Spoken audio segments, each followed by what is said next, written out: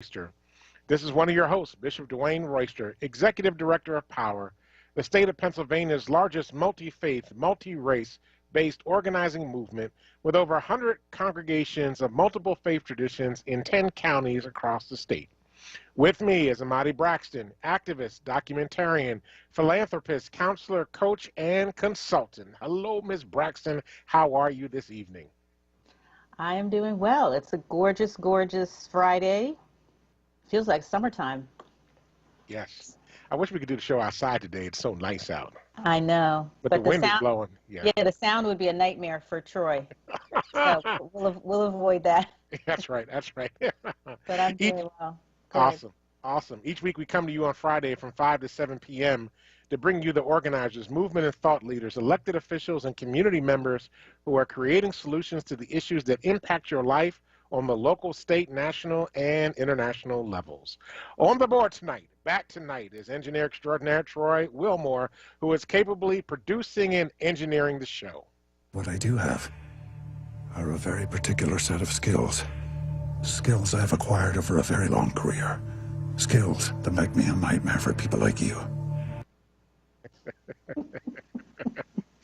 Thank you, Troy.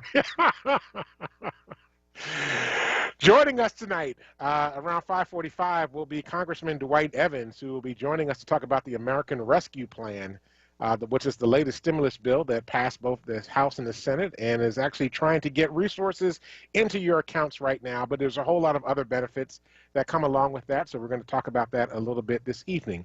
But of course, each week we welcome you as our primary guest. To join in the conversation, feel free to call 215-634-8065. Again, 215-634-8065. Or you can listen online, www.wordradio.com. You can check us out on the WURD Radio app. Hey, guess what? We're live on Facebook right now. You can go to Facebook, pull up our program at this particular moment, and you know what you can do? You can hit the share button so you can share our program out with others. I just did that right now. I'm sharing it on my page, and you can do the same thing as well. Share it with your family and friends. Let them know that we're out here. You can listen to us on YouTube Live as well. We're really grateful for everybody that checks us out every single night. Malcolm White just joined in and said he's watching and listening from Mount Airy. Thank you, Malcolm. We appreciate you being out there. All right, folks. Ms. Braxton, what is on your mind tonight? Well, I got my second dose of the vaccine, the COVID-19 vaccine this week on Monday. So I am fully vaccinated. There you go. Congratulations. Congratulations. Thank you very much. Thank you very much. And I feel very grateful and fortunate that I have been fully vaccinated, and I know there's still a lot of people waiting, and so I just feel very fortunate. My second dose, I ended up not using the Black Doctors COVID Consortium. I went to, I was able to get an appointment at the Public Health Department and went and used Public Health Center number 1 at Broad and Lombard. And it took me all of 30 minutes. I think I was in and out of there within 30 minutes. And I had mild side effects. I immediately felt tired, like even driving myself home from the appointment.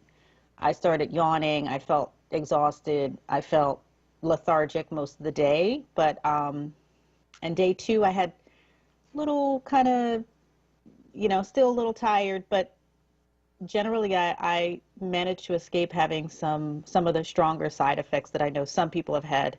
Fever and chills and things like that, and body aches, like, symptoms of like if you have the flu after their second dose. But I did not have that. So I feel fortunate and, just sitting in gratitude about that. And of course, Biden has now doubled his promise of the number of vaccines he's going to be having delivered by the end of his first 100 days. What is he in, like day 60 or something now? Something like that. Yeah. I mean, that must mean they're well on their way to hitting that 200th point if he's willing to put that out there like that. Yeah, totally. Because it's like, if you set a low bar and then you look like a hero. Yeah, you look like a hero, exactly. So, yeah. So, yeah, that's what's on my mind. Just feeling grateful about that this week. So much has happened since last week. I feel like 1 week ago we were dealing with the aftermath of the mass killing in Atlanta, and then the following week another mass killing in Yeah. Colorado. Yeah. So that's certainly on my mind, in addition to the ongoing mass killing that's happening every day in Philadelphia, or every week in Philadelphia. Which, are we now the murder capital city in the country? I don't know. I mean, the numbers are really high, but I got to be honest, it's not just Philly. A lot of cities around the country are experiencing high levels of violence. I mean, I would imagine Chicago is ahead of us right now, but the I think numbers are still very high. Philly might have pulled into first place, Oh, actually. wow. I think I heard that. I'm not That's positive. unfortunate. Yeah. Yeah. So, I guess the question is, what is going to be done? What will, and I know the black clergy came out with a plan or a statement about what they think needs to be done. There are different initiatives happening, but at some point there's going to have to be federal legislation, and then legislation at the state level to deal with this issue. Yeah, you know how do you stop some of this violence? Full-time jobs, good paying full-time jobs with benefits. Mm-hmm. Purpose. People need purpose and hope. We got to wrap this COVID, situation up, but not before not before people can be fully vaccinated, because we don't want to open it up and then, more people start dying again. Numbers are already going up in Pennsylvania, but folk need jobs. Honestly, when the black community was doing better, the numbers go down. You can Mm-hmm. just watch it. You can just watch it. When a community is struggling economically, the numbers go up. When we're not struggling economically, the numbers go down. I'm just saying, it doesn't go down, all the way, but it goes down, quite a bit. So people are struggling. Yeah. And, I think along with that, we need better schools. We need more recreation for young Absolutely. people. We need Absolutely. more jobs and training programs for young people so that they can feel like that they have a purpose big, larger than themselves, that they can apply themselves to something where they can learn and grow. And that doesn't always happen in just a school setting. That happens in, all that can happen in all sorts of other positive settings that, there's a paucity of right now. So, the other thing that's on my mind is, there seems to be, I'm reading a lot about, and I have my mind on a lot, how reparations is gaining more mainstream currency. Right. And I read a story about in Evanston, Illinois, I think Yep. they just agreed to provide reparations through the form of Money for housing. $25,000 grants for housing for Yes. people. Yes. And it was interesting article I read about it because it was almost unanimously voted in favor of by, I guess, what would be considered the city council there, except one dissenting vote. And when I read about the dissenting vote, basically the grants are for people to either do upkeep on their houses or to pay towards their mortgage, I believe. And the Or buy a house, yeah. or buy a house, right? Put a down payment. The dissenting vote was from one of the council people who said that she was voting against it, not because she was against reparations, but because she didn't understand why people just couldn't get cash payments directly and why there had to be a middleman, because basically the money would go to some bank, like some bank or lender would be involved in the transaction. And she said, if we really believe in reparations, why aren't we just giving people the money so that they can determine themselves what to do? There's always a middleman that gets to, Make some money off of it, skim off the make top. some money, right? Skim some money off the top. And also, it's just a sense that also it prioritizes homeowners for getting the money instead of people who are renters, who may also be descendants of enslaved people who fit the criteria in that area. So it was an interesting conversation. And then there's all sorts of ways that we could apply reparations. So I think, we maybe we need to have a monthly conversation about reparations, because I feel like there's little things that are popping up where people are, taking up reparations. And I think it just happened again recently. Another university took it up. The name of the university is escaping me right now. But I think that reparations is going to continue to be gain more and more traction as people attempt to deal with, the real repercussions and long-term legacy of enslavement, because it's just so pervasive throughout our economy and throughout the economic conditions people are living in. And there's so much that needs to be done to turn those circumstances around.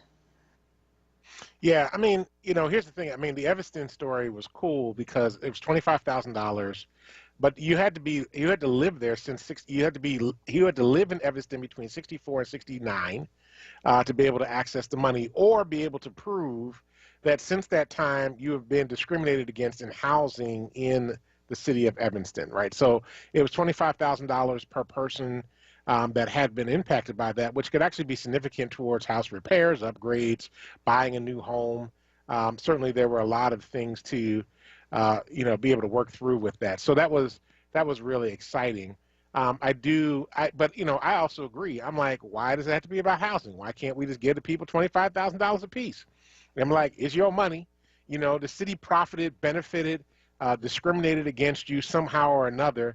And so here's our way of giving back. But we also need to make sure Illinois needs to do its own level of reparations to the black folk that have been discriminated against. The United States needs to do its level of reparations. The county needs to do its level of reparations, right? So it's multiple levels. Mm-hmm. We need to take a look at the school system, right? The school systems are still discriminating. Pennsylvania needs to do some reparations right now with all the money that is messed up in terms of funding schools across the state of Pennsylvania in the discriminatory fashion that's occurred. There needs to be some reparations, right? So we need to make sure that this happens, and that there's a way that, that there is not a limiting factor on folk, right? Maybe somebody wants to take that $25,000 and pay off some student loans. Mm-hmm. That would go a long way towards helping with some reparation. It's all kinds of things that could really be done that could be transformative with that. I think people are trying to look at the ways people have been discriminated against and then tie the reparations directly to that. But, by this point, you might have earned a lot more money. You're doing better. You don't need $25,000 towards housing. You might want to do it towards something else. Something that would benefit the black community. Maybe you want to start a black business. You've been waiting to start a black business. That's a great reparation right there, right? That's something that's going to, churn the economy for the black community. So I would love to see the reparation. I would love to see us have deep imagination about reparations. My biggest concern about reparations going mainstream and becoming the sexy thing to talk about is that eventually it will get watered down, right? The earliest forms of reparations were radical and truly transformative. And as politicians and business leaders and others begin to own it a little bit more, it's actually going to get watered down in the process. And then we're going to get into this battle between sort of the folk that were actually want radical reparations and transformation and sort of like the middle of the road, establishment people that are like, this is great for reparations. Let's pay for everybody to get a college education. Well, not everybody, for one, can get into college. And number two, wants to go to college. And number three, we need some mechanics. We need some barbers. We need some beauty, salon folk that might need to go to vo-tech school and not go to college, or have a different pathway all the way around. So I think we need to have deep imagination and not let reparations get co-opted by political institutions that think they're doing good, but are continually owned by the folk that have been impacted the most, black folk, that are telling them what they need to do, not them saying, this is what we're going to do for you. I think it's going to be a long, long, long time before reparations become sexy, but I look forward to that day. No, actually, I think it got sexy during the presidential cycle, right? Didn't the presidential candidates start talking about reparations? Bernie Sanders, Elizabeth Warren out there talking about reparations. I'm like, really? I mean, that's cool. I ain't mad at you. But, when reparations becomes like a sound bite, it's now getting ready to become mainstream. And now everybody's going to come out and like, look, we support black people. We do reparations, and it's not going to be real. it's not going to be the stuff that we need. I mean, it'll be a move in the right direction, but at some point somebody's going to say, okay, well, we did what we could do. Now it's time to move on. And it's like, it's not going to be significant enough. It's just like looking at Georgetown. I know we got to go to break here in a minute, but Georgetown sold slaves to be able to maintain the university. There was an article out recently, the descendants of the slaves that were sold from Georgetown. Georgetown set aside like, $100 million to do reparations with the families. And I mean, there's thousands of them that they're going to be able to do work with in reparations. And then slaves that actually, they could identify slaves, you could go to Georgetown for free. That was one of the things that could happen. But Georgetown has billions of dollars in endowments, right? So basically, because Georgetown was getting ready to close, which is why they sold the slaves in the first place. So $100 million is nice, but that interest off of that initial investment of selling those slaves is now worth billions of dollars. Let's have a conversation about significant portions of that money, not just basically giving us a tip and saying thank you so much for your ancestors, willingly putting their bodies on the line. Well, not willingly, they were forced into it, but your ancestors' bodies on the line so we could sell them so we could make some money to save our university. How about let's talk about like a significant chunk of those billions of dollars that they have in endowments and funds going to those families, going to the black community in D.C. that has been, home to Georgetown for a very long period of time. All right, we got to go to break. I know we can pick that back up on the other side. Yeah, let's pick it back up because I also want to talk about reparations for the drug war. Okay, cool. You're listening to Solutions on Word with Amadi Braxton and Dwayne Royster. We'll be right back. Now, a traffic update on WURD Radio. We've got some big problems on 95 this afternoon. Southbound side between Common Avenue and Bridge Street, it's an accident. Now, that's that construction zone where we're down to 3 lanes. Well, right now, 2 of those 3 lanes are blocked with a crash. Only the right lane gets by, and traffic is at an absolute crawl through there. 95 northbound, the off-ramp to Allegheny Avenue partially blocked with an accident. We go to 309 northbound side. Looks like we've got an accident at 563 and Bethlehem Pike. Over to Jersey now. 676 southbound, a crash between Atlantic Avenue and Morgan Boulevard. The 2 left lanes are blocked. Delays go back to Martin Luther King Boulevard. Back on the PA side, Vine Expressway backs up end-to-end on the eastbound side. Report brought to you by Merrill. With Merrill Guided Investing, you have the option to work with an advisor at a low cost and minimum. Get started at merrilledge.com/investing goals. Merrill Lynch, Pierce, Fenner, and Smith Incorporated, both a registered broker-dealer and investment advisor, member SIPC. And for more traffic information, log on to sigalert.com. I'm Jason Lee with your Philadelphia area traffic.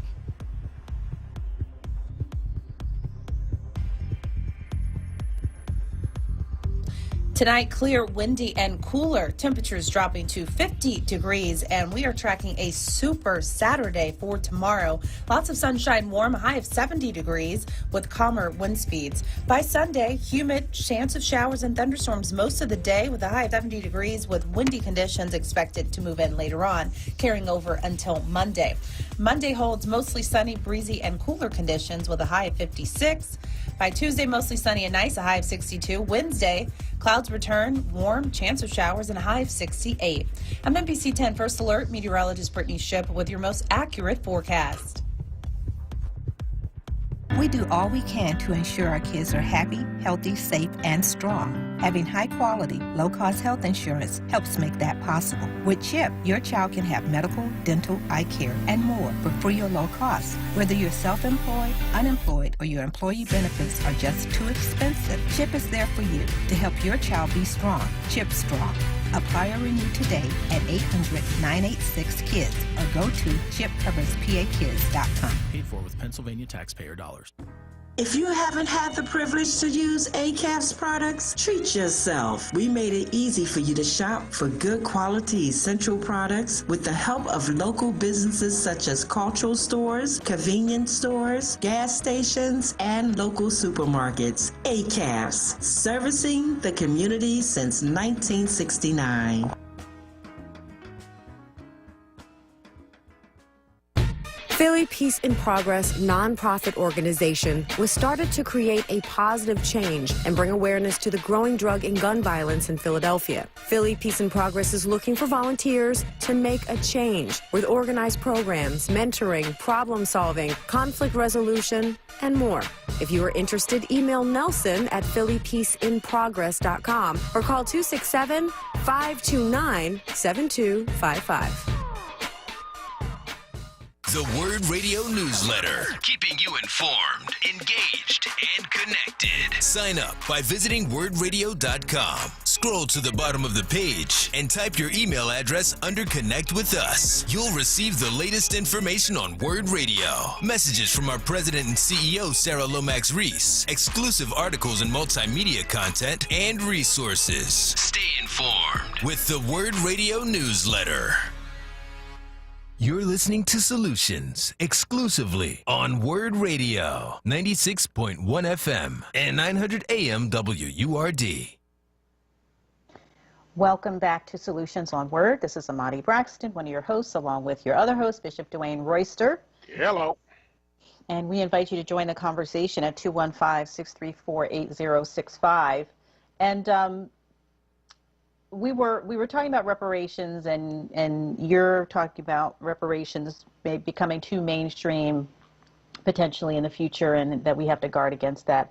I also think, we have to start somewhere. I think we're early in the process, but I raised before the break, I want to talk about reparations for the drug war.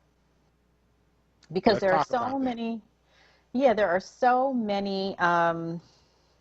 Tawanda wants to talk about that. Tawanda wants to talk about it. Tawanda wants to talk about it. She said she and Raphael were having a conversation about this not too long ago. So they want to talk about reparations for the drug war. There is so much damage that has been done and so much lost opportunity. And I guess it's not just the drug war, but it's mass incarceration, period, because, which, of course is fueled by the drug war. But, there are so many blocks. If and when people do get out of incarceration, there are so many legal barriers in their way in terms of being able to rent a house, being able to buy a house, being able to get employment, being able to go to school. So many things that are put in the way of people. That costs money, that costs their family members money, that,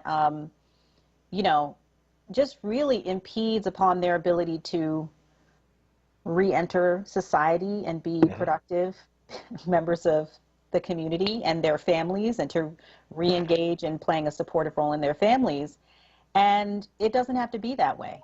And it's because, the political will basically put people in a situation where they have been overcharged and over-sentenced, and over-prosecuted, and therefore then have to pay this penance for the rest of their lives.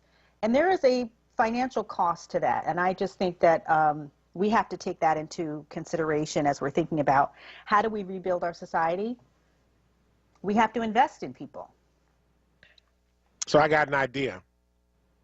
So any person in the last 50 years or longer, if they're still alive, that has been incarcerated for some level of dealing at least minimum marijuana. I mean, probably wouldn't stick with marijuana, but, has dealt marijuana, did jail time on probation, parole. The only people that should now be able to sell legal marijuana should be those that have been priorly convicted for it. And the state should help them fund getting their business started. I like that idea. What's interesting is that in the Evanston, Illinois reparations program that we were just discussing when we on the other side of the break, they're funding that through cannabis sales. Right, they're 3% tax on cannabis, sales of cannabis. I love it. But I'm like, but see, here's the thing, and this is the thing I've wrestled with. I'm like, I have a problem with the fact that in Pennsylvania, for example, if you have ever been convicted of a charge regarding the sale and distribution of narcotics, you cannot actually get a license to sell medical cannabis or any form of cannabis in the state of Pennsylvania. I'm like, look, you already got the business skills. You already know how to set up the business. Why aren't we just letting the folk that were convicted of this, that, over the 60s, the 70s, the 80s, the 90s, even in the early part of the 2000s, they already have the skills and the connections. Let them go ahead and sell the products now. And we could actually that would do fundamental change in many communities across the Commonwealth. Instead, we give it to white people who are not necessarily connected, have experience going through the criminal justice system. We validate them and tell them it's okay to sell the substance that hundreds of millions of black people in this country over the course of the last 50 years have gone to jail for. But we say, because you never got busted, and let me be clear, you never got busted, didn't mean you weren't dealing it, or somebody let you go because you were some really nice white kid along the way that, you know, oh, they're just having a bad moment. They're having a bad day. We're going to treat them like this never happened. You go home now. I'm going to take the product, but you go home now. And actually, the cops selling it to other cops. But anyway, you go home now and act like this is like never happened. And so you don't get a criminal record. You now can come back and sell cannabis and sell brownies and sell tinctures and all these other things. But the person that was hustling, trying to take care of their family, trying to find a way to make money, can't sell the cannabis on the streets, and they still have a prison record attached to them at this moment in time. Clear everybody's record, and then set it up so that they can go into the industry that they already have proven they know how to do business in. They just don't know how to they don't know how not to get caught, but they know how to do the business already. Thank you very much. Hey, I support it. At the very least, those folks should not be penalized, or like if we're going to be offering cannabis licenses to people, we should be expunging people's records for Absolutely. previously being convicted of cannabis charges, marijuana charges. That's what I believe. I hear you. I just think that we need to make sure that the people that know the industry are the ones that are running the industry. I mean, it was a problem early on here in the state of Pennsylvania for black folk to get the licenses. It was all white folk that were getting the licenses to deal. Well, because it's very expensive, right? To get yeah, but they made it expensive and made it very complicated. And then they prevented the people that were actually dealing on the street from being able to get jobs and to be able to be the apothecaries that were carrying the medicinal cannabis. So, I mean, I have a problem with that whole setup, the way that worked out. And they still haven't done away with expunging everybody's records for those seasons that were caught either using, in possession, or in distributing marijuana. I have a problem with it. Yeah, I agree. It sounds like they've done a bit better in New Jersey on this issue. Yeah. I think Tawana wants to call in. Hang on, I'm sending her the phone number. Okay. Yeah, I would love to hear her view and have her join this conversation. I think she got a story to share with us on that, too. Okay. Great.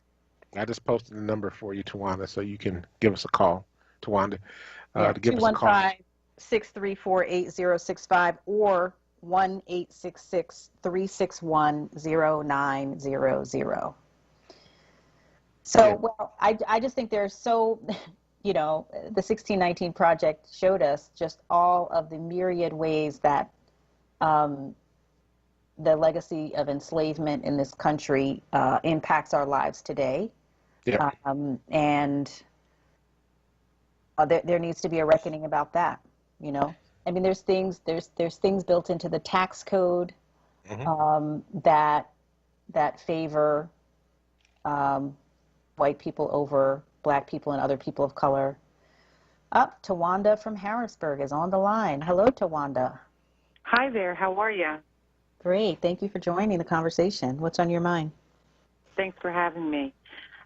So this reparations piece, I think, is major, and I think we would do well to include it in conversations around criminal justice reform, which, by the way, is not like is a large topic, right? So for me, criminal justice reform also includes re-entrance and the ways in which people are able to move forward after criminal convictions. And I think what we've learned recently as a society is that the Crime Bill of 1994 was a major problem, is a major problem, and it's led to significant sentencing disparities, and those, I think, need to be dealt with. So I think, you know, generally speaking, we've done good with, you know, the legalization of cannabis or the decriminalization of cannabis, and then even looking at that as a way for reparations, but I think there are some folks who have been incarcerated for selling crack cocaine and were given harsher sentences than their white counterparts, and that needs to be dealt with. That needs to be atoned for in a way. No one grows up and says, I want to be a drug dealer when I grow up. No one grows up and says, I'm looking forward to selling drugs and then spending, a third of my life in jail. There are things that contributed to those decisions, and those are the things that need to be atoned for in our society, and those are the things that I think are a good starting place for reparations as well, in addition to those who have been convicted of marijuana charges. And so, criminal justice reform and reentry, we've done good with that insofar as workforce development is concerned. And the U.S. government has put money aside or the Department of Labor has put money aside for those reentry programs. But the problem is a lot of those programs are run by for-profit organizations, and there's nothing that stops that from happening. So someone who's reentering or, returning home, the thought is that, they'll get in touch with these organizations that can give them a skill, that can help them along, and it's much more difficult than that. There's a lot more case management that has to happen, and but the money is still being spent, right? So the money is going to the CEOs of these companies and to other high-level staff. So the folks never really get the services. So I think we've looked at that as a way of reparations by way of funding reentry programs, but that's not working, right? So we have to get the money to the people. We have to atone for these things in a way that helps them to be successful and to move forward beyond both what they have done and both what has been done to them. That was a lot. But Tawanda, I hear what you're saying, the framework of reparations and workforce development, but that is reparations for continuing the legacy of slavery in this country, but it is not reparations for the slavery that was caused in this country, right? Exactly. Yeah. So, I think, and I don't necessarily really consider that reparations in some ways, because many of the folk that they're helping shouldn't have never been to jail in the first place. Exactly. But I think maybe I should reframe that a little bit. I think what has been done is money that's gone to these reentry programs, we like to give ourselves a pat on the back, like, look, we're helping reentrants. We're helping to right the wrong. We're helping to do a good thing.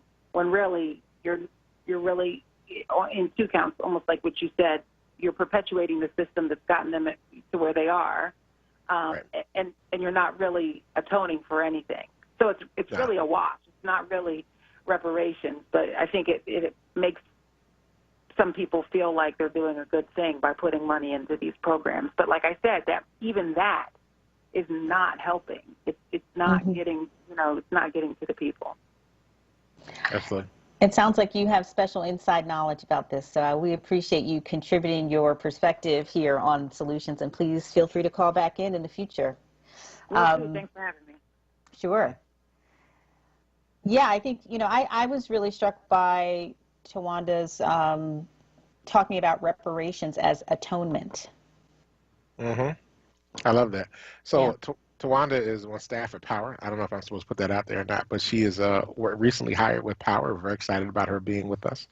And she is also a seminary grad. So, yeah, absolutely. Appreciate that. Okay, so she does have some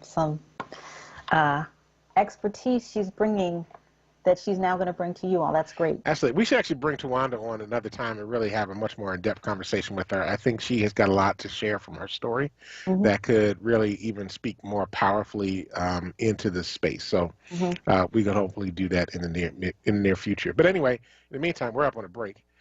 So we need to go to a break right now. And actually, when we come back from the break, shortly thereafter, we're going to be joined by Congressman Dwight Evans, who will be talking with us about the American Rescue Plan and a bill that passed recently. I know some of you are still out there waiting for your stimulus checks, or as people refer to them, the stimmies, your stimmy. But he'll He'll come on and talk about all of that in just a little bit, plus other benefits people might not even realize they have access to in this time. You're listening to Solutions on Word with Amadi Braxton and Dwayne Royster. We'll be right back. Now, a traffic update on WURD Radio. We've got some big problems on 95 this afternoon. Southbound side between Common Avenue and Bridge Street, it's an accident. Now, that's that construction zone where we're down in 3 lanes. Well, right now, 2 of those 3 lanes are blocked with a crash. Only the right lane gets by, and traffic is at an absolute crawl through there. 95 northbound, the off-ramp to Allegheny Avenue partially blocked with an accident. We go to 309 northbound side. Looks like we've got an accident at 563 and Bethlehem Pike. Over to Jersey now. 676 southbound, a crash between Atlantic Avenue and Morgan Boulevard. The 2 left lanes are blocked. Delays go back to Martin Luther King Boulevard. Back on the PA side, Vine Expressway backs up end-to-end on the eastbound side. Report brought to you by Merrill. With Merrill Guided Investing, you have the option to work with an advisor at a low cost and minimum. Get started at merrilledge.com/investing goals. Merrill Lynch, Pierce, Fenner, and Smith Incorporated, both a registered broker-dealer and investment advisor, member SIPC. And for more traffic information, log on to sigalert.com. I'm Jason Lee with your Philadelphia area traffic.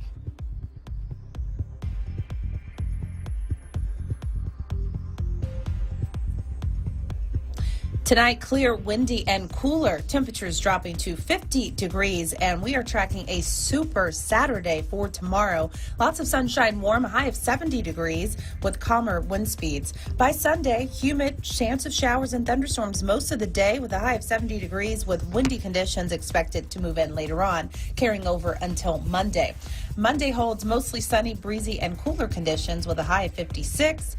By Tuesday, mostly sunny and nice, a high of 62. Wednesday, clouds return, warm, chance of showers, and a high of 68. I'm NBC 10 First Alert meteorologist Brittany Shipp with your most accurate forecast. The Mattress Man is a second-generation family-owned mattress specialist business since 1988. Open 7 days a week, located at 7421 Stanton Avenue. The Mattress Man discounts Serta, memory foam, orthopedic, and ComfortTech mattresses every day. You deal directly with the owner, Julian, to ensure you get the best price and best service. The Mattress Man offers same-day delivery on most models to most areas. Ask about the WURD discount. Call 215-424-5550. You probably heard it before, but one of the best ways to stay safe from COVID is by avoiding crowds. That's better. Also, when you're out in public, make sure you stay 6 feet away from strangers or people you don't live with. It's okay to say, "Can I have some space, please?" Well, it's going to be a beautiful sunny day today, and we can expect much. If you're going to have a get-together with friends and family, have it outside. And remember to keep those 6 feet of social distance.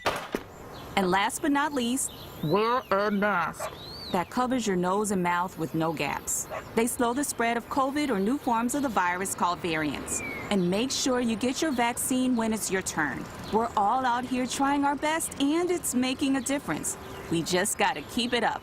We can do this. To learn more about slowing the spread, visit cdc.gov/coronavirus. Brought to you by the U.S. Department of Health and Human Services. You're listening to Solutions exclusively on WURD Radio, 96.1 FM and 900 AM WURD. Welcome back to Solutions on WURD. This is Dwayne Royster along with Amadi Braxton.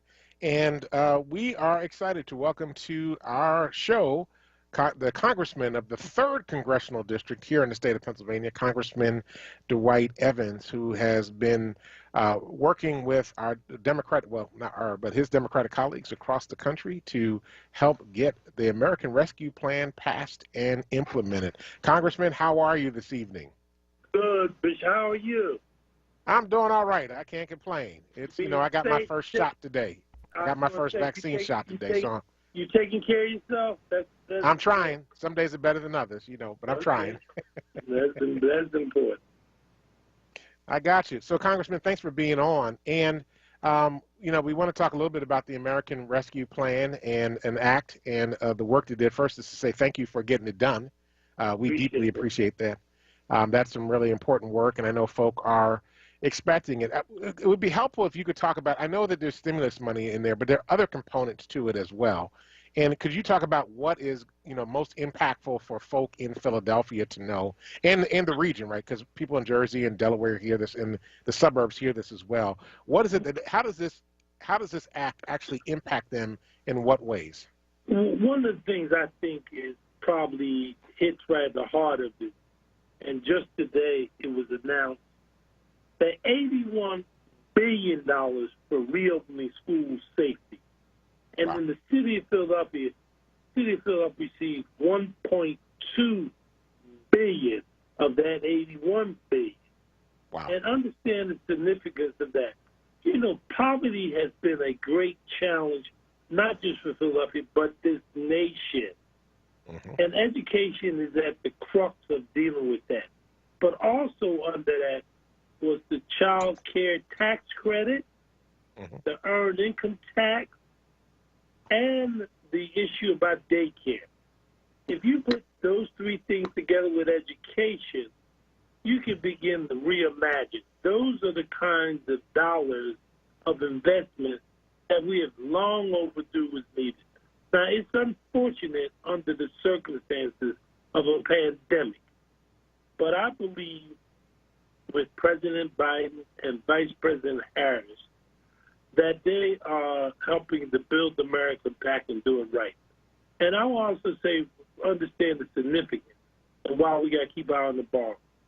With the behavior in Georgia and trying to submerge individuals with voting rights, it is important that we stay vigilant because the voting is connected to why we was able to do what we did.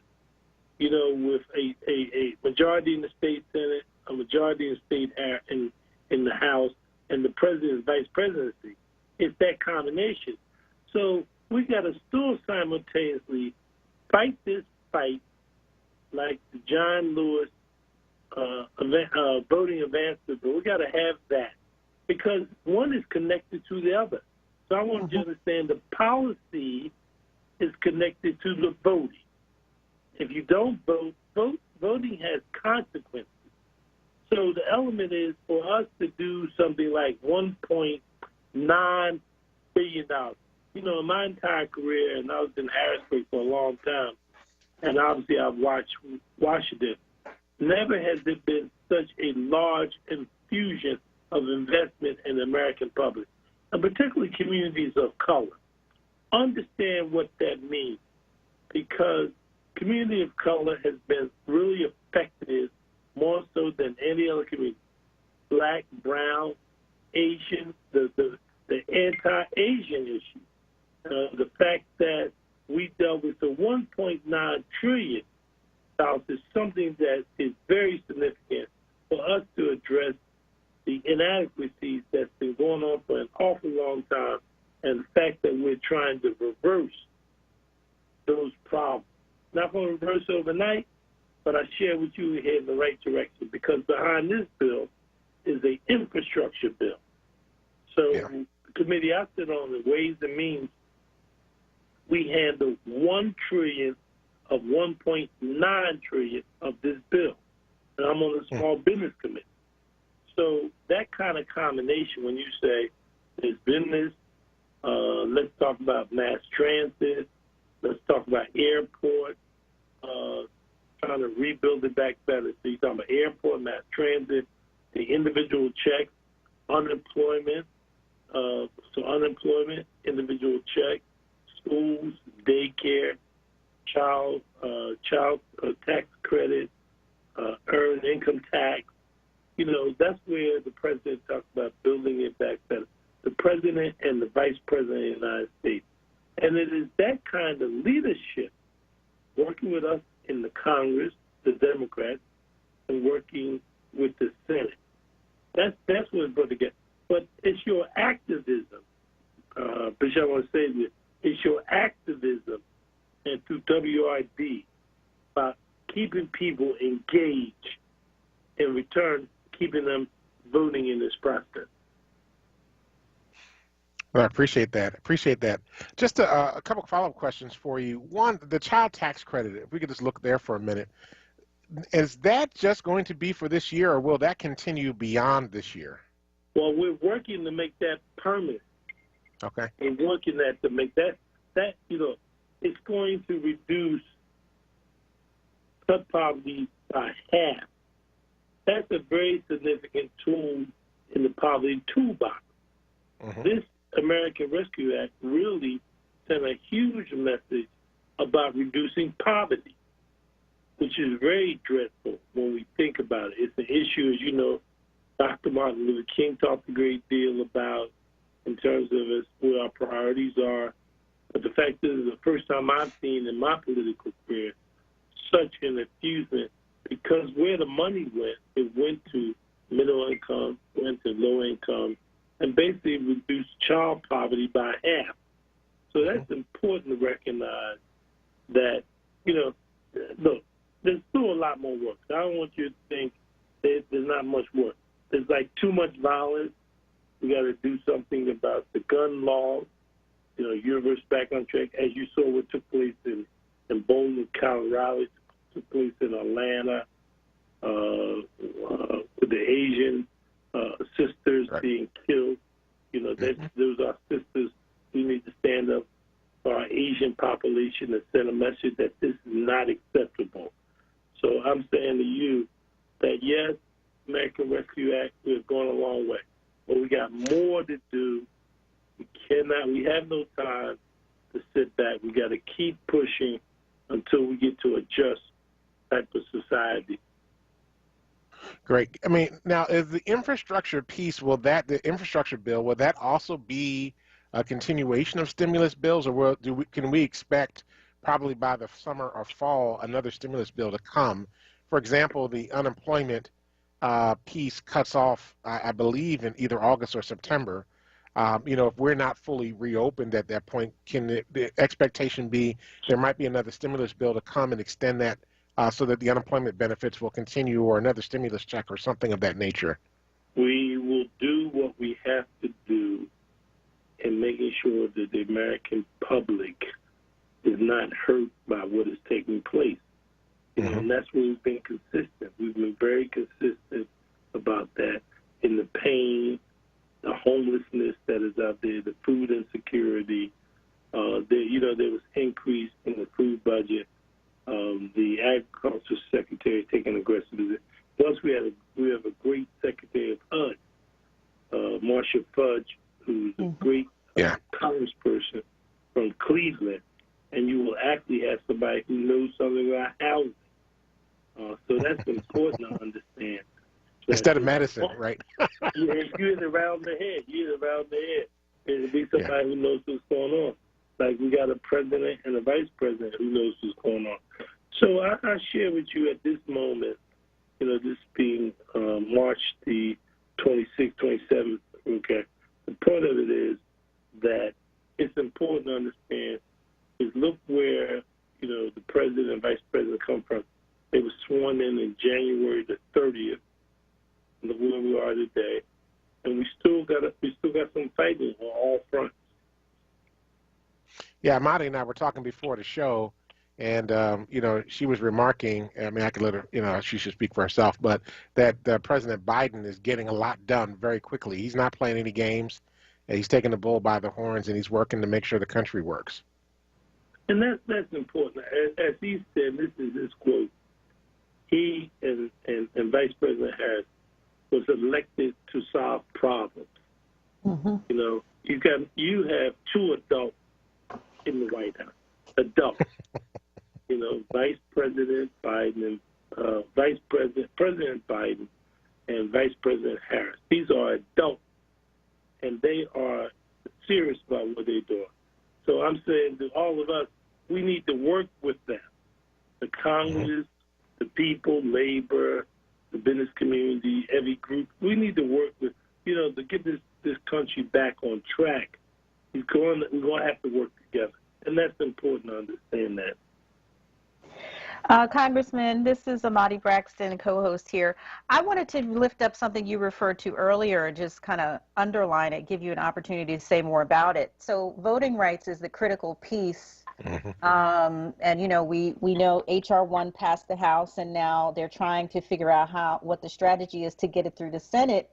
And we're seeing what's happening in Georgia with the law that was passed, that was signed into law last night by the governor there to really strip away and kind of allow the state legislature there to just take over and even change results that they don't like in an election upcoming. So this is the critical piece to everything else. You know, can you say more about that and what you think is possible for, you know, do you think it can get passed? Well, first, I totally agree. If we don't get the agenda passed, we don't get our mission passed. And clearly, if we have to repeal the filibuster, then we have to repeal the filibuster. We need to use any tool not to have this impede this agenda. Even the President of the United States has made statements about the filibuster. So the fact of the matter is he recognizes the urgency. I would only encourage all that the President Biden and Vice President Harris recognize the significance of this moment. This is meeting a moment. This is something we shouldn't take lightly. So we need to stay woke and recognize that we need to, with our brothers and sisters in Georgia, we clearly need to stay in tune and get the corporate community needs to be in tune, because this is unacceptable of what they have done with this law. And they're like sore losers. They lost fair and square, and now they want to change the rules. This is unacceptable. So I'm saying to you that voting rights are the foundation for everything else. Voting rights is the foundation for all this discussion. When I talk about the American Rescue Act, when I talk about education and stimulus checks, unemployment, infrastructure, again, cannot be done if we are not in position in terms of voting. There are consequences in not voting. There's consequences. So I hope we see from November the 6th, when President Biden and Vice President Harris was elected, it was that combination that made the difference. Matter of fact, Pennsylvania was extremely significant, over 100,000 votes. Wisconsin, where Milwaukee was key, Philadelphia was key, in Pennsylvania, Atlanta was key in Georgia, and Detroit was key in Michigan. So I don't think that was an accident. Detroit, Michigan, Philadelphia, Atlanta was key to the electorate of this president and this vice president. And that's the connection of registering the vote, participating in the process, being involved, not taking anything for granted. You can't take this for granted. No election is not important. Every election is important. The court system, you see the court system, what the court means, the involvement of the court, and who does. I mean, finally in this election, I think people have realized that elections have consequences.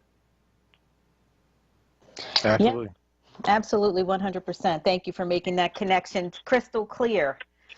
Well, thank you, Congressman. I know your time you're running today, but we want to have you back on. I really want to have a longer conversation with you about the infrastructure bill at some point in the near future.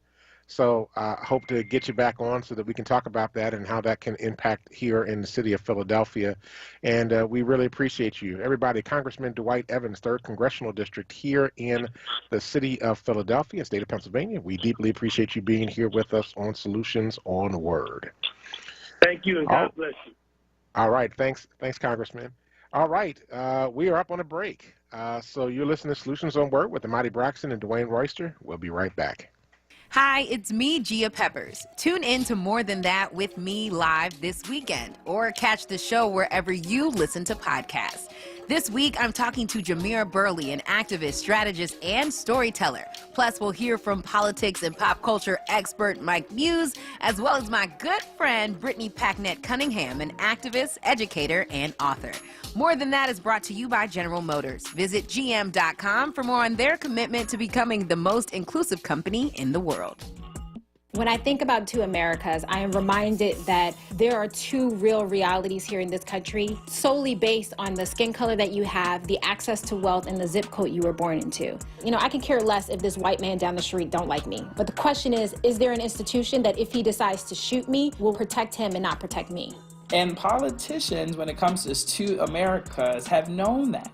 They know where their votes come from, and they know where their money comes from. So us opting out has allowed all of this to be ushered in. And I think this is where we are up until 2020. And I know going forward in 2020, Black folk for the first time are connecting the dots of my one vote does count. When they turn out, the state can go blue. So now we're seeing that, man, if me and my homies would have sat at home, we could have been the difference. So Black people are now recognizing the power of their vote now for the first time ever. Also, I'm hoping that through conversations like these, people remember that when marginalized people, oppressed people, Black people, when we get together and determine what will and will not be, it scares the living daylights out of folks in power. We have so much power, and if you don't believe it, look at how much we scare folks when we decide to be about our justice business. The COVID-19 crisis has made it difficult for many students to get online. Over the last 10 years, Comcast has been dedicated to advancing digital equity and closing the digital divide. Now, they are working with their network of nonprofit partners and city leaders to create more than 1,000 Wi-Fi connected lift zones in community centers nationwide. Because students and their families need safe spaces to get online and access the resources they need to succeed in a digital world. Learn more at comcast.com/education.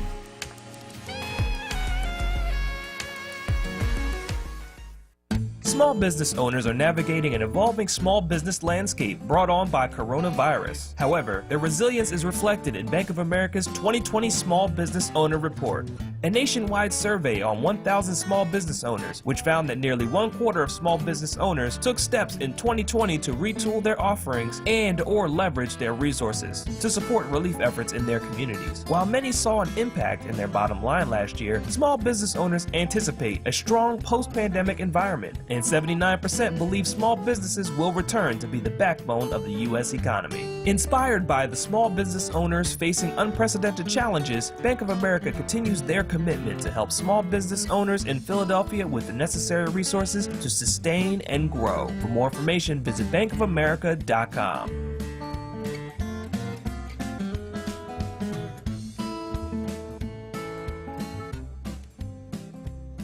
This is WURD Radio, 96.1 FM and 900 AM WURD Philadelphia. Independent Black Media.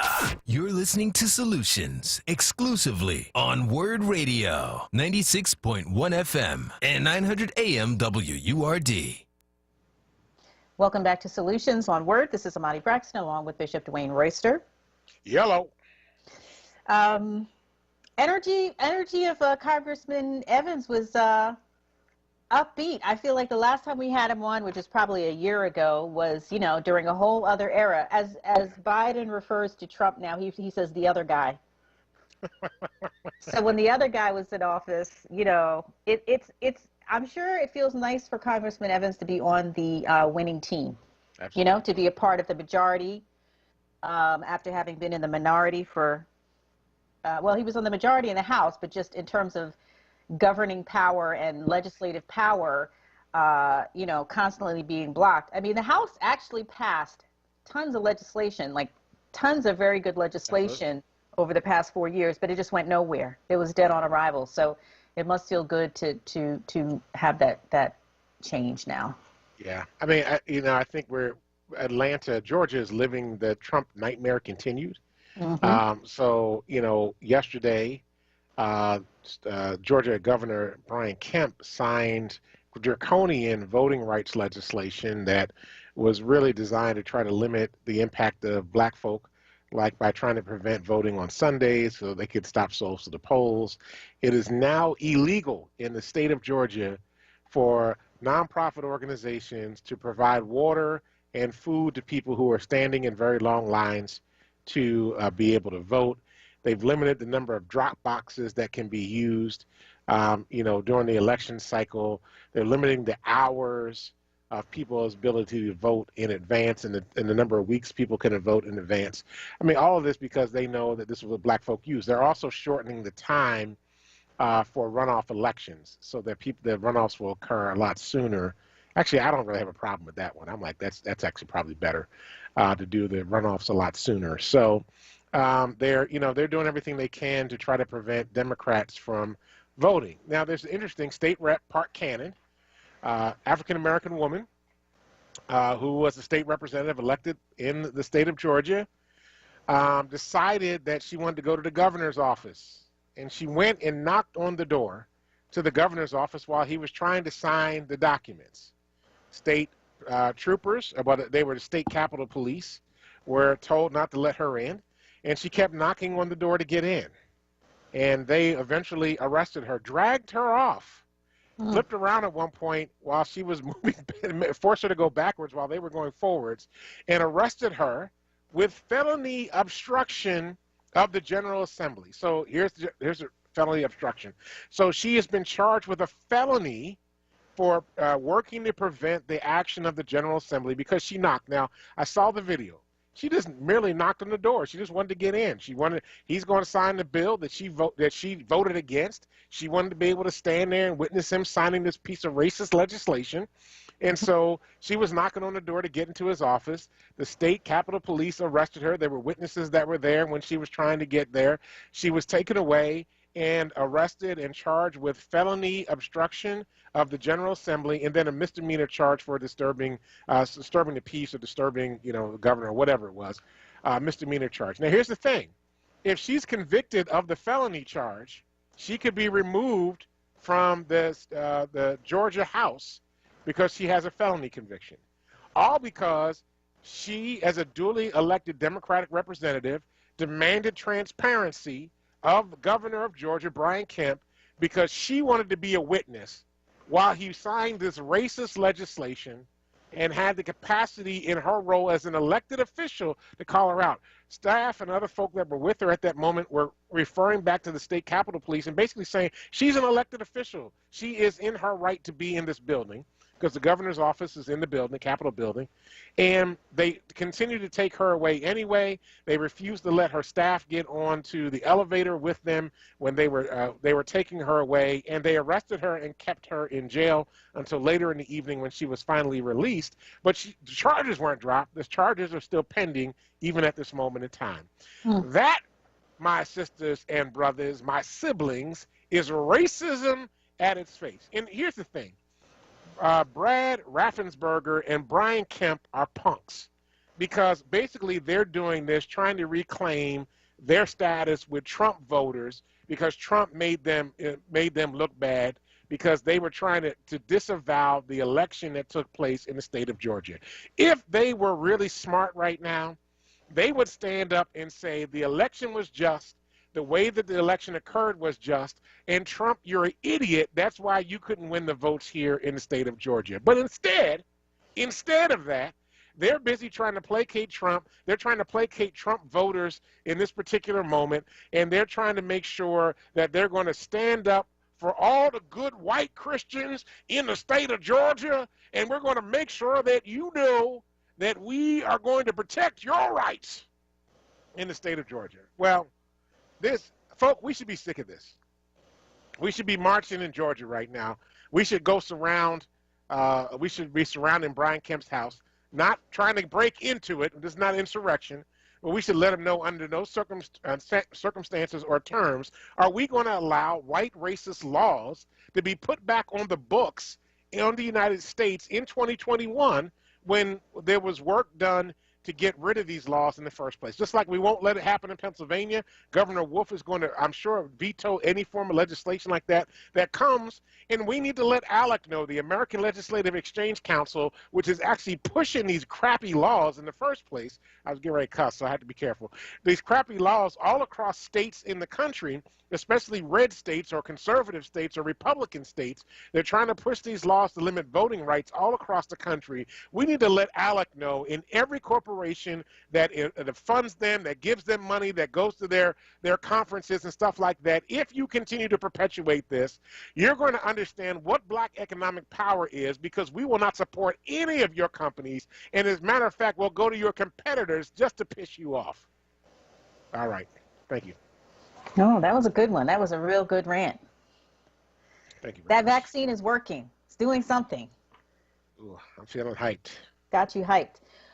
Well, I look at it like this. Not disagreeing with what you're saying. Yes. They are highly upset and scared Mm-hmm. that Georgia, a multiracial coalition in Georgia, led by black people, Black women in particular, right? Black women in particular, but black women, I would say, delivered 2 Senate seats to the Democratic Party. That's right. From the Deep South. That's right. That is the death knell of white minority rule in this country. And that is what they are frightened of. Mm-hmm. So, you know, that the funny thing is they took the Secretary of State's own power away in Georgia. Basically, they said that he can no longer exercise power and authority over the final vote count. Yep. In the state of Georgia, which is ridiculous. Interesting and ridiculous. So I just see this as kind of like, this is a sign that they are scraping and scratching. This is their last stand. They can't do anything except rile up their base of support, which is not enough to have them win anymore in Georgia. Mm-hmm. So they're doing what they can with the power that they have, which they know is limited, because I predict that the governor will be voted out next time around when he runs again. Because he's going to run against Stacey Abrams. She's going to knock him upside the head. The base will get animated, excited, energized, and ready to go and roar. Exactly. Look, we have Maurice from Southwest on the line. Hello. Mr. Good evening. Maurice. You too. Good evening. What an excellent show tonight. Everything has been perfect. I have no complaints. Wow. That's a lot coming from you, Maurice. Thank you. No, not really. I just be giving y'all a hard way to go, because if I give you a hard way to go, you give me great answers. It's not that I don't like y'all. I just want to shake up shake it up a little bit. That's well, you don't see that every day. Especially, Reverend, when you take phone calls in the morning, man, you make me cry. Well, look, because you know, I give you a straight answer. I don't play no games. That's right. We deal direct, and I like that, and I respect you for that. Mm-hmm. But listen, I got 2 questions, and this is number 1. Why is Cheryl Parker on the Delaware Port Authority? Because it seems like city council is a part-time job. If you're making 6 figures running the city, which you're running poorly, how do you have the nerve to have a second job? And number 2, I asked you a question about it before, and you didn't have an answer for me about the black clergy, which I'm pretty sure you're part of, right? I am not, actually. Okay, well, that understands the answer right there. The reason I'm saying it is because where did he get this $100 million price tag that they say they need to get things right in Philadelphia, and where have they been a year and a half? Where have they been? I know that I've seen them on TV marching around about when they was going to put a casino or something down on Delaware Avenue. I've seen them on 29 speaking on that. But when it comes to the violence and what's going on in the city, I would think the church groups will be the leaders in trying to stop the destruction with the city, but they seem to be null and void. So I won't leave it at that and let you guys answer it, because you can answer it better than me. Sure. Actually, Black Clergy of Philadelphia and the Reverend Robert Collier, who is their current president, has actually been they've been very active during the uprisings. They've been active around a variety of issues that have occurred here in the city of Philadelphia. So although I am not a member, that doesn't mean, we occasionally Power does things with Black clergy. As a matter of fact, last summer, the Clergy Council of the onWURD, which was the group that was actually, we did a whole Saturday here on WURD. We did a program. There were rallies that were taking place, things happening across the city. Black Clergy of Philadelphia was a part of that, along with Power, along with Reverend Alan Waller and other significant and major leading clergy in the city of Philadelphia. Metropolitan Christian Council of Philadelphia was a part of that.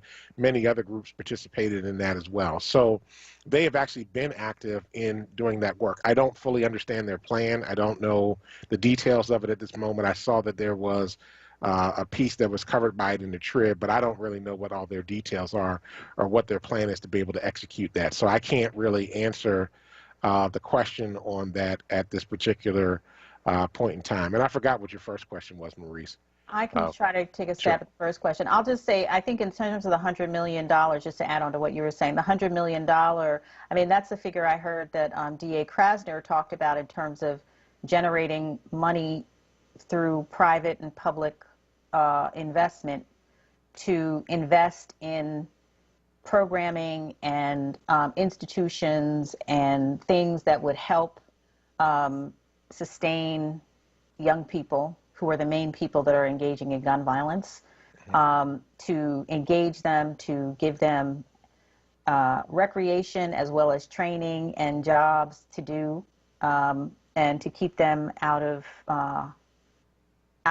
that life and out of that kind of activity. So I don't know if that's where that came from, that they're also piggybacking off of that number, but that's what I suspect. Yeah. So I mean, I don't know what the details of their plan on. I'd look forward to hearing the details, the intimate details of what that looks like, and maybe perhaps there's ways that Power comes along with that. I should say though that Faith in Action, which is the parent organization of Power, has the National Live Free campaign, which we also carry here, although ours has been deeply focused on mass incarceration. There is a gun violence component to that actually looks at ways of monetizing gun violence reduction in cities by paying people to stop shooting each other. Interesting concept. It actually could save the city millions, hundreds of millions of dollars every year, the hospitals, the police forces, and other things. So I think that there are a multiplicity of ways to be able to take a look at the gun violence, to be able to address it, and look forward to hearing more about that. And I know Power is doing its own research and work on this right now through the Live Free campaign to find ways that we're going to address it in partnership with congregations across the city of Philadelphia as well. Mm-hmm, mm-hmm. So did we answer both of Maurice's questions? No, the first question was related to Council Member Sherelle Parker recently taking a seat on the Delaware River Port Authority. And I mean, Maurice, I think that, to me, that's a stepping stone move toward her running for mayor. That's what I'm perceiving that as. Because I think there's a lot of connections, there's a lot of relationships, there's a lot of money that body controls. It's, an organization that covers 2 states. So that raises her profile and relationships that would set her up for running for mayor. That's what I perceive as what that move is about. But let me just say something about that too, though, because he was mentioning the fact that if council should be a full-time job, why is she getting another job? I don't see anybody out here say anything about the fact that Bobby Heenan is still getting paid by the International Brotherhood of Electrical Workers for a consulting job that he has with them while he's still serving on council as well. So, I don't have a problem with it. I have a problem when we go to black women and we're not holding white men to the same standard. So if we don't want her to serve in that capacity, and a council person serving on a board between 2 states, sharing that actually is kind of normative. you would actually want some sort of elected leadership that's in that place. But I think we also need to make sure that if we're challenging that, we need to also make sure who's asking the question about why Bobby Heenan is still getting paid by the International Brotherhood of Electrical Workers. At the same time, he's drawing his salary from the city of Philadelphia. Then let me just be clear. The city of Philadelphia charter does allow for council members to have other jobs as well. So we should also be clear about that that is actually allowed in the charter. It does not require them to have council as their only job. So just wanted to make note of that so folk could understand that too. Okay. All right, we're actually up on a break. Is it a paid position? What's that?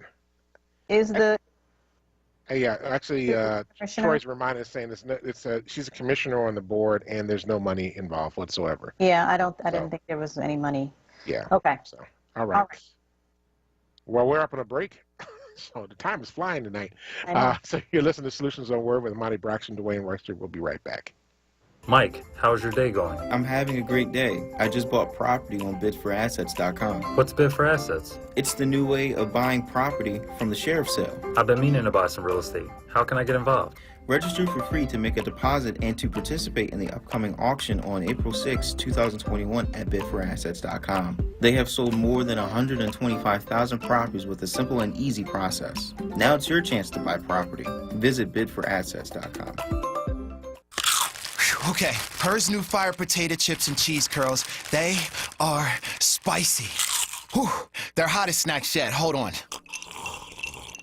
Whew, but it's not just heat. There's some nice sweet and savory stuff going on too. Ooh, there's that heat again. It burns, but it burns so tasty. Ooh, that's hot. Find Her's Fire Snacks at your store today. Whew, taste the flavor, feel the heat, break out the Her's. It's Women's History Month, and we want to honor Black women authors by helping you level up and read up.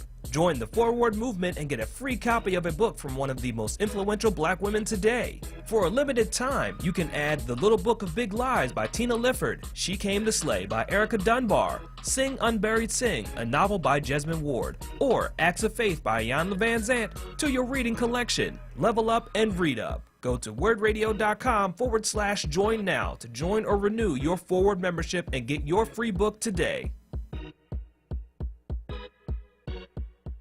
You're listening to Solutions exclusively on WURD Radio, 96.1 FM and 900 AM WURD.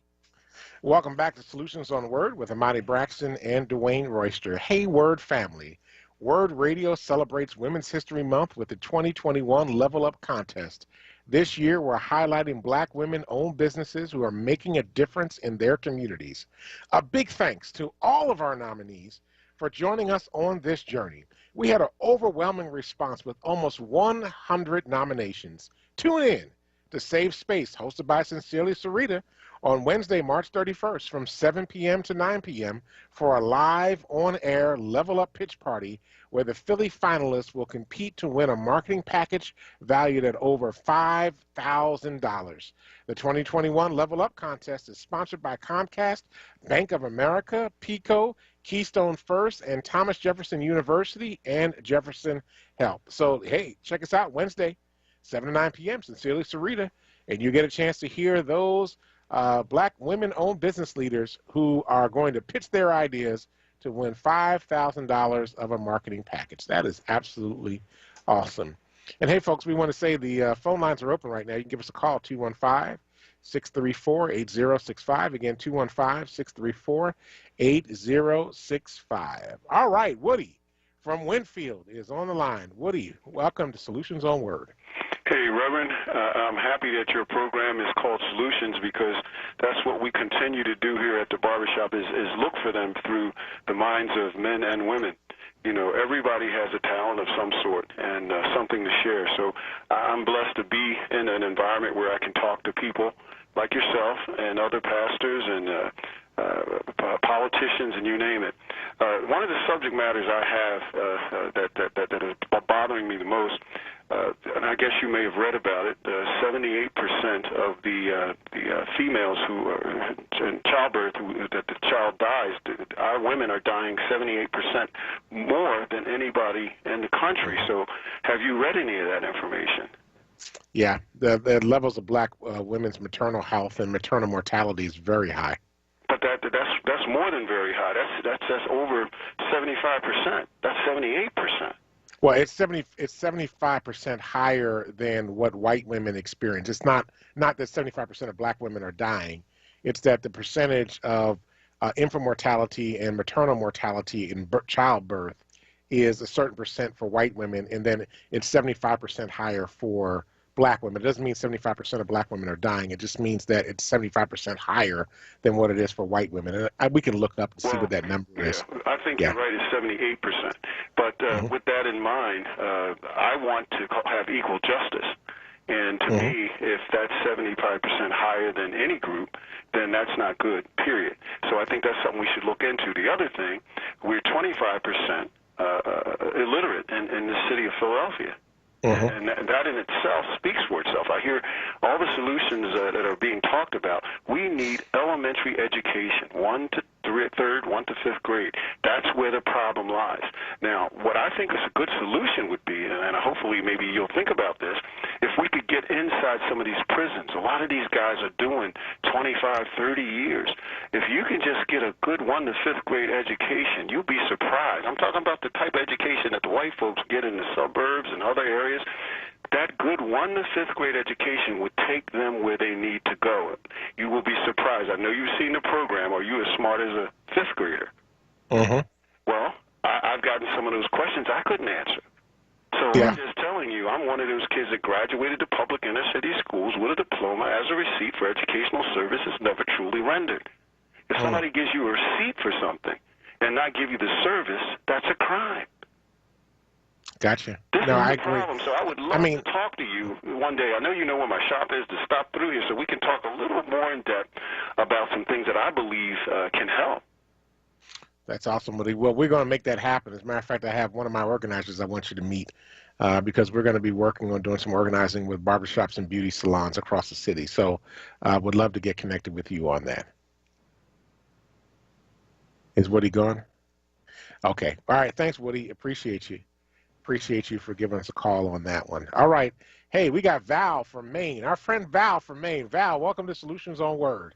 Hi, Bishop. I'm calling, I guess, about Atlanta and lighting the fuse. But before I get into that of the Klan, because I consider them Klan people, sure. The visual of them grabbing all white men, because all the cops are white, they grabbed the black woman, and I was thinking, if the other black women weren't there with her to videotape that, what would they have said? Right. You know, like it was really, that said everything. That communicated everything. But the other thing is, what's going on for me. So where are the white allies? Because I've not seen across the country, except for Beto O'Rourke, any white people really standing up for this voter suppression. I'm not hearing enough. And I cover a lot of news territory. Like, I watch news from Korea, I watch news from Germany, I watch news, but I cover a lot, MSNBC, which is my local news. I cover a lot of territory, and I'm still waiting for the various white allies to make their voices heard. You know, so that's, you know. No real celebrities have made a statement as of yet, you know. But the German news that I watch, they are monitoring. They're monitoring what's going on in Germany, making comments on how the internal thing of the United States is watching. And the Korean news I watch, which is called Iran, that comes on Saturdays. So I'll check to see what comments they make. But I'm just really over it. I'm also over black people asking the question, or talking, why are they doing this? What are they doing? I used to have a bully, this is years ago, and people and I used to always say, why is he doing this? Why is this happening? And somebody said to me, Val, it's not, the question isn't why is he happening? It is happening. What are you going to do about it? So the answer is, what are we collectively going to do about it? But they've made the move. That fuse that was lit yesterday was, even though it was geographically located in Atlanta, that was for all of America. That 253 different legislations across the country in over 40 different states of the silence of black vote and other people of color, Latinx and Native people, that they made their statement. And so that's the situation. And I was having a discussion for like 8 years ago on if white people could reinstate slavery, they would. And believe me, that's some would be like, oh, but they would. And the Trumpanzees have made it clear. So. Yeah. Well, thank you, Val. I mean, I think this has got to be an all-out, full-court press, like war against or offense against the voter suppression tactics that are being tried to be passed throughout the country right now. I mean, I think you're right. We need, I know in Georgia, the Georgia Voter Project is doing a big campaign to try to get corporations to step up and speak out. They've done a lot of work around that. But, so corporations need to be, all the public statements they made last summer about George Floyd and Black Lives Matter, they need to be doing that now about voting rights right now. Absolutely. Because the thing about it is I heard somebody say this the other day, all of those elder senators that are sitting on the Democratic side, we're one, COVID sickness or, God forbid, death away from one of those senators losing the majority, losing the slim majority in the Senate, unless, of course, they pass D.C. statehood, which we'll see. If we can get 2 senators out of D.C., that would be amazing, but that won't be for a while. But I'm just saying, we're in a very tenuous place. So we need every person who has a platform to amplify this message about what's happening around voting rights.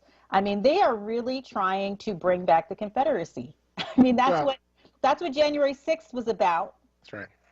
That's what, and the little mini marches on the different state capitals that they did as copycat actions. That's right. They want to keep doing that.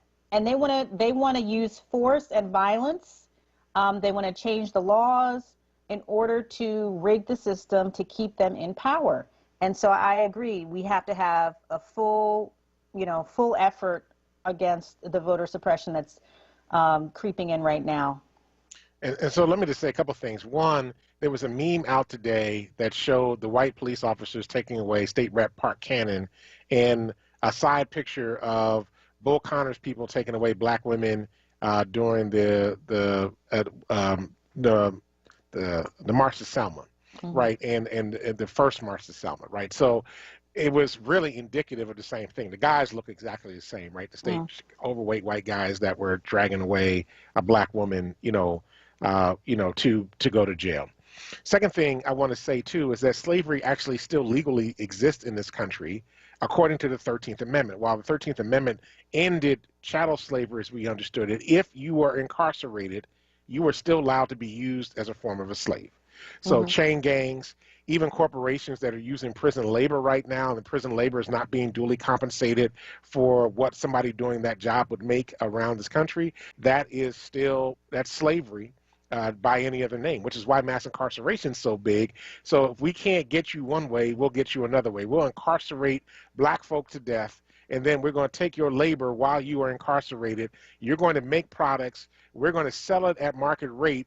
But we're going to make money and not give you any money. And so that is, we're just going to keep taking your labor because we've said it, and many folk are in there over incarcerated or shouldn't even be in jail in the first place, but they're making money off you in the process. So slavery still exists legally in this country. As a matter of fact, my colleagues in both Colorado, through Together Colorado, and our folk in Faith in New Jersey are working to make sure that their state constitutions are transformed so that folk that are incarcerated in their states cannot be used as slave labor.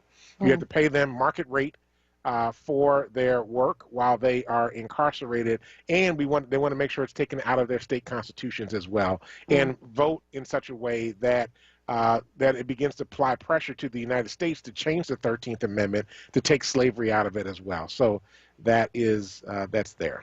That's great. All right, we got. Yeah, was that here in South Philly?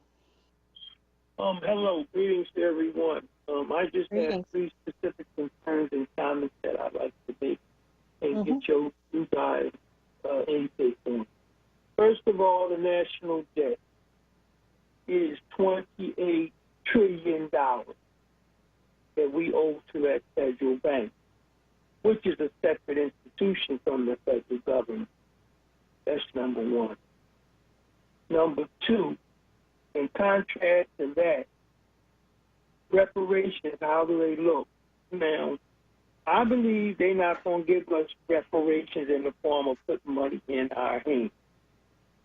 But they have decided, okay, we'll give you reparations on programs that we can control, where the money goes to you, but ultimately you don't benefit from it. It comes back to us, and we continue to benefit from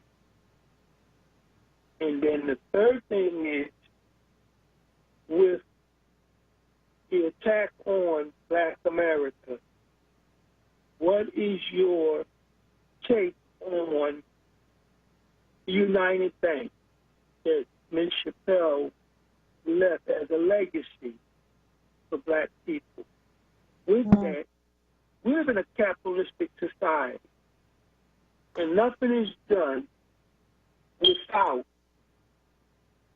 certain people making profit off of it. So if we work $1.3 trillion,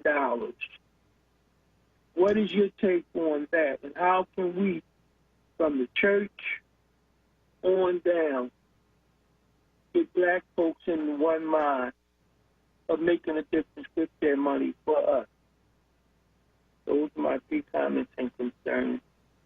I would hang up and hear your input on it. Thank you, Zahir. Well, I mean, I think we spoke to this earlier regarding the reparations piece, that it is much better and much more effective way to combat poverty or economic inequality by actually giving money to people in their hands so that they can make the choice to do with it what they will, because they have the best knowledge of their own lives and how that money would be best used to uplift themselves. And so I'm 100% in agreement with that. And then the last question, so Emma Chappell was the founder of the United Bank of Philadelphia. Emma Chappelle, yeah. Chappelle, sorry. So Chappelle, who died, this week? It was last week, yep. Or last week at age 80. I didn't quite catch the whole question, the last question, Bishop. Did you catch it? No, I mean, I think there was a question about the legacy of Dr. Emma Chappelle and the United Bank of Philadelphia, and the work that's going on. We live in a capitalistic society. I mean, first let me just say that we've got to undo unfettered capitalism, right, which is actually part of what's killing us and driving Black folk into slavery all the way around, right? It's gotta end in many different ways. Now, the thing about it, we don't want it to end until we get our money first, and then then once we get our reparation money, then it can end. Because otherwise folk would be like, well, we don't have the money anymore. No. We need shared resources and to find a way to do that. And I think Dr. Chappelle and folk that started other Black banking institutions for trying to make a way for black folk when oftentimes mainstream banks would not give us the loans, would not give us the mortgages, claimed there was no redlining, even though they were still redlining, or put us into subprime mortgages, subprime products that were not rendering the same level of interest and money earning capacity that United Bank opened the doors for black folk to be able to access. Proud of the work that she did organizing black churches in particular to take their money and to put that in that institution, black religious institutions. I shouldn't just say churches, because mosques and other faith communities put their money in there too to begin to get that off the ground. I mean, Dr. Chappelle was a pioneer in much the same way that Dr. Leon Sullivan was a pioneer with OIC and the Tasty Cake campaign and beginning, Opportunities Industrialization Centers and Progress Plaza and so many other things like that that were really important. But I think what we've learned and what we should know, and that is that capitalism will never do black folk right. And our continuing to try to find ways to succeed in capitalism means that some of us will succeed and the majority of us never will, because it's a system that's not designed to let us get ahead, no matter how hard we try. We do have some examples of people that have been able to work the system, but the vast majority of us are not going to be able to work the system. We're not going to be able to get access to the capital and to the resources that we need to be able to compete on the same level that we will with white community that has had centuries of working the system long before we ever got access to it in the first place. You just remember it was only in the early 70s that redlining ended in Philadelphia. And you can still see the implications of that almost 50 years later, in that Philadelphia is still one of the most segregated cities in the country, and that black folk cannot get mortgages even now in some communities across the city because the homes that they're leaving are so devalued, selling them is not sufficient to be able to buy homes in other parts of the city. So, right. That directly impacts education, the quality of our schools, everything else. Absolutely. It's still affecting us all the way around. So thank you, Zahir, for giving us a call. Just to say, the phone lines are open, folks, but we got to go take our final break for the night. So you're listening to Solutions on Word with Amadi Braxton and Dwayne Royster. Give us a call. We'll be right back. Attention WURD audience, do you know that you can get help with your PICO energy bill? PICO is here to help you with financial help through various assistance programs, including the PICO CAP program, which provides a monthly credit for eligible low-income customers based on the customer's total household gross income and energy usage. If you are experiencing financial hardship, you may qualify for the PICO CAP program. And PICO Cares is the customer assistance and referral evaluation service designed to assist special needs, low-income customers who have a temporary personal or financial hardship that prevents the payment of your PICO energy bill. If you have a special needs child or adult in your care, your household may qualify for the CARES program. Call 1-800-774-7040 today to see if you qualify due to an existing situation or a change in circumstances within your household. Call 1-800-774-7040 today for more information on the PICO CAP or PICO CARES program. PICO, powering our communities. Thinking about retirement? Make sure a My Social Security account is a part of your plan. A My Social Security account gives you secure access to your personal earnings history and benefit status.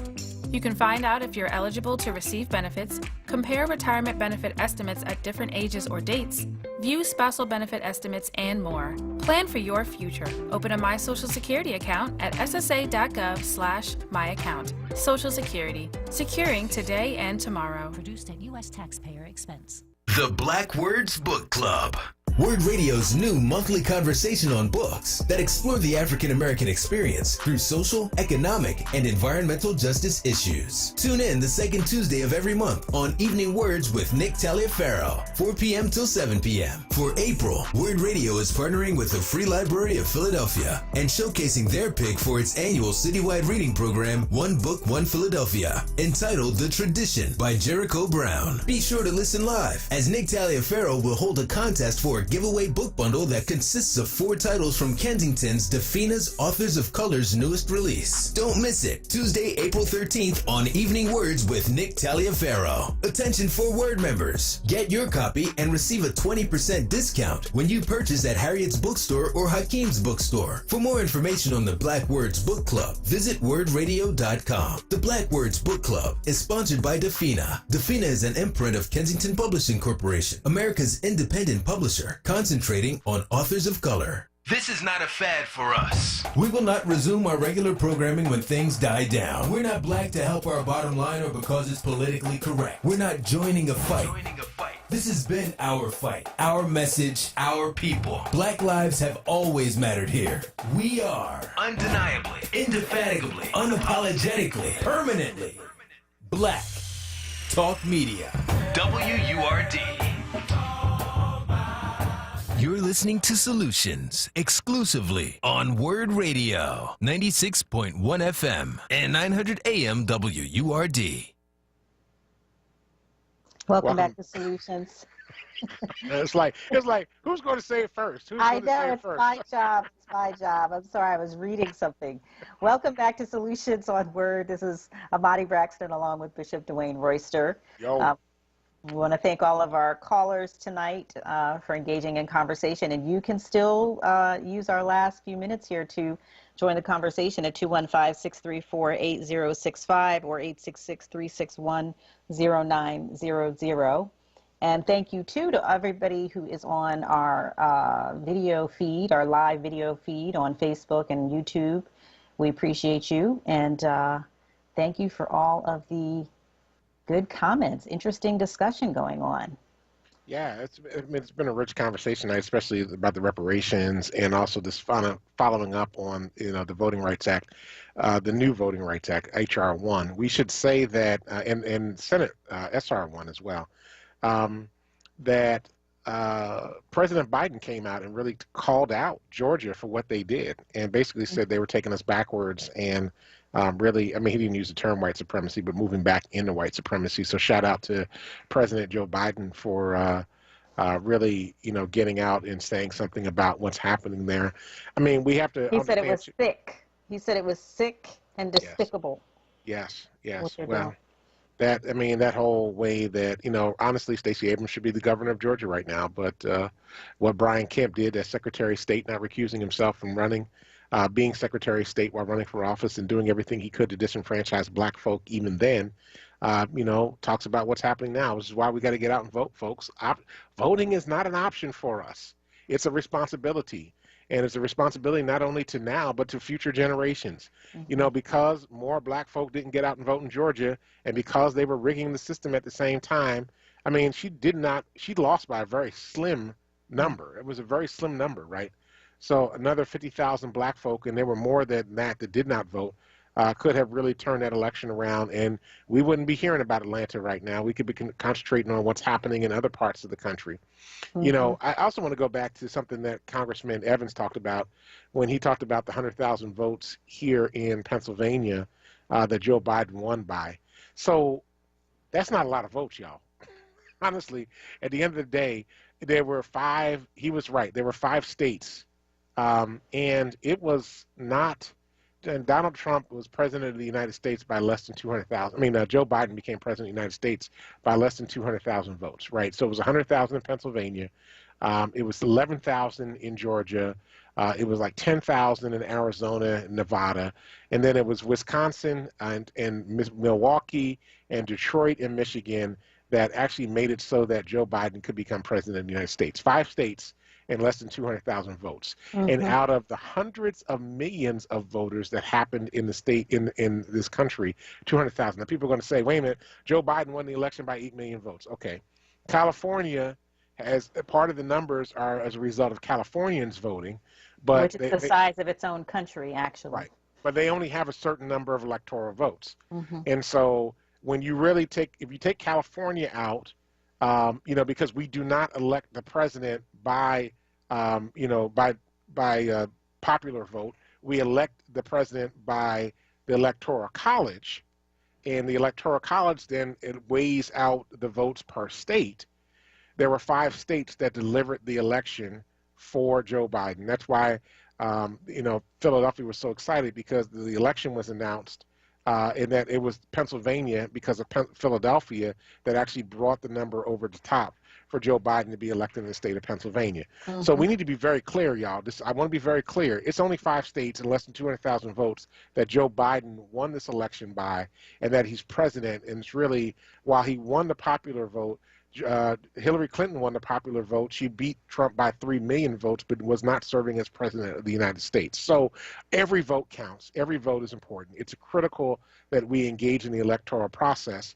And it's critical that even now, Georgians are going to have to double down under these new draconian laws to make sure that they're actually able to vote, so that they can vote in not just the governor and not just the Secretary of State, but they'll need to vote in a new Georgia Assembly and a new Georgia Senate, so that they can get rid of these draconian laws. And it's that much more of a heavy lift now, because of the fact that they do not control the House, the governor's house. They do not control the House, the state House. They do not control the state Senate. And it makes a difference. Part of the problem we have in Pennsylvania, and a lot of people don't realize, these laws are being presented and being passed and will be passed in Pennsylvania. The advantage that we have right now is that we have a Democratic governor who will veto these laws, and there's not enough votes to override his veto. However, if we don't act right and do right in the next election cycle, whether it's the judicial races coming up this year, or and we're looking at the gubernatorial races that are coming up in a couple of years, we could eventually be in a situation again where we have a conservative governor who doesn't know what he's doing, like Tom Corbett, and both a conservative House and a conservative Senate, and we will be in gridlock, and there will be laws that will pass that will make Pennsylvania a draconian state and will bind Philadelphia from being able to do what it needs to do, so that it can empower its citizens to be able to participate in the electoral process and also create laws that are going to benefit them towards their liberation in the long run. So we got a lot of work ahead of us to do, and I think you're going to see other states outside of Georgia that are going to be the tip of the iceberg in terms of what's happening over the next few months. And that's why we need H.R. 1, which I guess is now SB 1 in the Senate. That's right, why we need SB1, that. sorry, yeah. Mm-hmm. That's why we need to have that move forward and pass.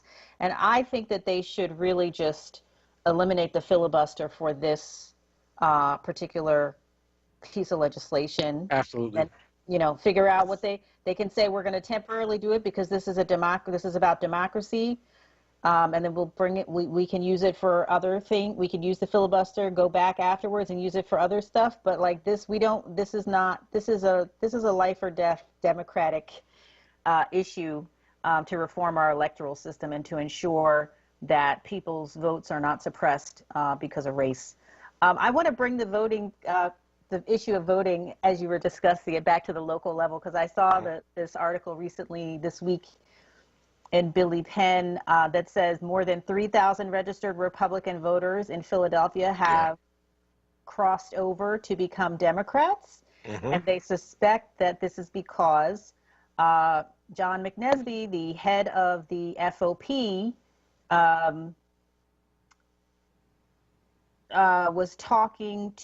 was encouraging police officers to switch from Republican to Democrat to vote against Krasner, to vote for Krasner's opponent, Carlos Vega, in the district attorney primary race coming up on May 18th. And they want to see if they can swing the primary race to oust Krasner, who they have declared is their arch nemesis. Of course, these are the same people who, endorsed the Trump for president. And want to preserve police power to do whatever they want to do with no consequences. So I just thought that was interesting. I'm like, wow, they're really desperate. They're really trying to make moves. I do not think that's enough to unseat Krasner. But what do you think? I think anybody that put on their building that they supported Donald Trump doesn't deserve the respect or dignity of being able to call any of the politics in the city of Philadelphia, because they're not working in the interest of the majority of the people of the city. Mm-hmm. He's only concerned about his FOP members, and he's only concerned about his white FOP members. He could care less about the black and brown ones. So I think, John McNesby is a poor example of union leadership in the city of Philadelphia. Thank God for other union leaders that are out there that are trying to do the right thing by not only their members, but the whole of the city. He is not one of them. Yeah, okay. Well, alrighty then. Short and sweet. I'm like, no, he is trying to, he's a like, mess. He's a mess. He's still trying to, like, carry on the Trump thing. And I'm like, it's time out for that. Too many people hurting in Philadelphia right now for you to continue that nonsense. So exactly. Anyway, we're at the end. We are at the end. Yeah, it was a good show. Thank you for everything that you do. Appreciate you, Miss Braxton. Thank you. Then likewise, Bishop. Awesome. Thank you, Troy, for holding it down out there in radio land, answering the phones, doing stuff on the back end. We're doing all that. Thank you, all of our callers. We especially want to thank Congressman Dwight Evans for joining us on tonight. We'll be back next Friday from 5 to 7 p.m. to bring you solutions to the challenges that are impacting our life. Stay tuned now for the MV McKee Show. And do us a favor. Go out. Change the damn world. Because if you don't, nobody else will. Peace. Peace.